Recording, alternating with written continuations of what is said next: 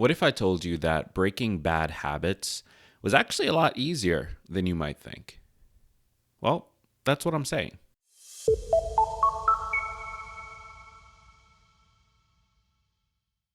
So, one of the interesting things about habit building is that we are constantly doing it.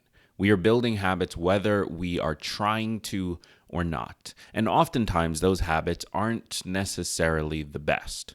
So, we might be building a habit around what time we wake up each morning, and that time might be later than we want it to be. Or for many of us, we're building a habit around hitting snooze in the mornings, or we're building a habit around the specific foods that we eat at specific times of the day. For example, if you are regularly crashing around 2, 3 p.m., you've got that post-lunch slump, and you reach for candy or coffee or whatever it is, that's becoming a habit. We are building habits constantly, and we don't typically really know it. We don't recognize it as it's happening. And this is extremely true when it comes to building bad habits or negative habits, undesirable habits, things that we ourselves don't necessarily want to maintain or keep doing, we are regularly building. Now, there's a few things we need to think about when it comes to building negative, undesirable habits, and that is that oftentimes they are harder to break than good habits. It's much, much harder to get ourselves to not do something bad for us than it is to get ourselves to do something good for us. And a big reason why this happens is simply because when we do a negative habit, typically the reward for that is instantaneous. So think about the candy bar. It's 2 p.m., you are exhausted, you're falling asleep, you reach for a Snickers or whatever your brand of candy is. In my case, it would be some kind of gummies. So you reach for your sour trolley gummy worms, and what ends up happening is you take a bite, you've got the sugar instantly. You feel awake, you're alert, you feel better immediately. It happens right then, right there. And so what you end up finding is that reward happens so instantaneously. You are given the dopamine in the anticipation and in the follow through almost instantly. And so you start to crave it. However, there are punishments when it comes to negative habits. The problem is those punishments come later. So you might crash in 2 to 3 hours because you had that bag of candy, but it's harder to associate that crash with the candy simply because it's delayed. And the same is true when it comes to our positive habits as well, except it's in reverse. So typically when we are doing something good for us, we don't get the benefit of that until later. We get ourselves to the gym, or we wake up at a certain time, or we don't hit snooze, or whatever it is, we tend to not get the reward from that until the next day, a few hours later, a few weeks later, a few months later. And so it's harder to associate those positive rewards with the actual behavior. However, we often get some of the downsides instantaneously. So for example, if you do a workout, and you are exhausted afterwards, and your muscles hurt, and you're sore, whatever your feelings are, maybe they're not necessarily negative, but they're certainly not positive either for many of us.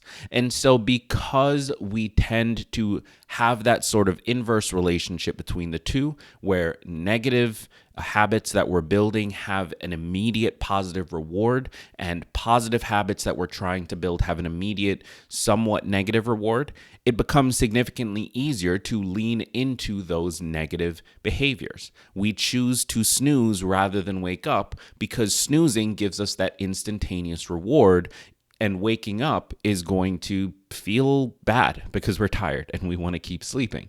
Even though wait just a little bit longer, and waking up all of a sudden becomes the right decision, because after an hour, after 2 hours, when you start to be on top of things because you woke up earlier, that's going to feel good rather than being behind because you decided to snooze.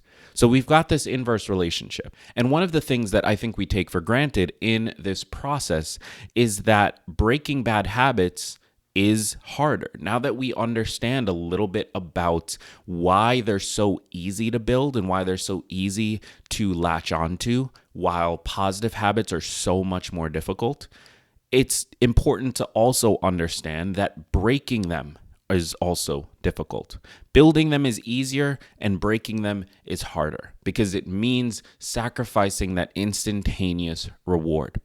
So, with all of that said, how do we then approach this? How do we break those bad habits in a way that feels easier? Well, there's a theory, and I first learned this from Dr. Andrew Huberman on the Huberman Labs podcast. And I don't quite remember, honestly, what he called it, so I'm just going to call it habit replacement. There is this idea that if you take a negative habit and you instantly follow it up with a positive habit, you start to link the two behaviors. And so, for example, let's play this through. Let's say that you are snoozing in the morning. That's your negative habit that you're trying to break. And you then change that, or rather, when you hit snooze, you use that as the new trigger to, let's say, meditate or to take deep breaths or whatever it might be for you.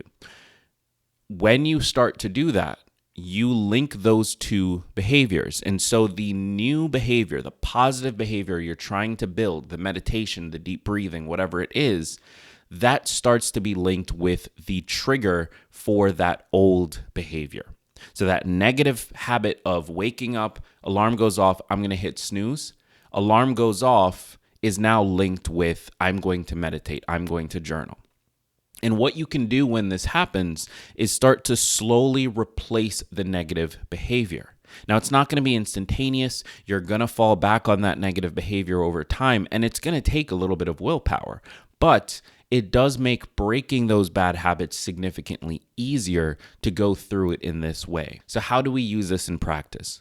Well, there's two ways to look at it. We can use it from the perspective of I want to break a bad habit, or we can use it from the perspective of I want to build a good habit.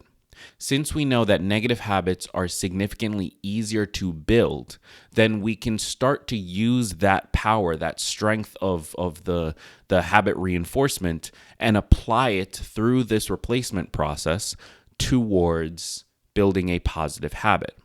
Now, one thing I do want to say is that you should keep in mind that the difficulty level of those habits should probably be pretty close. So, for example, going back to our snoozing, it's just as easy to hit snooze on the alarm as it is to take 3 deep breaths. That's a really simple replacement to make. If you tried to replace hitting snooze with I'm going to go for a run, that's too complex of a behavior. The difference is too large. And so the replacement doesn't happen as easily. You have to rely far more on willpower to make that replacement occur. So try to keep the behaviors as closely linked in terms of difficulty as you can. But if you try this from the perspective of I want to break a bad habit, then the thing that I would do is to simply choose any good habit you already have and use that as the replacement.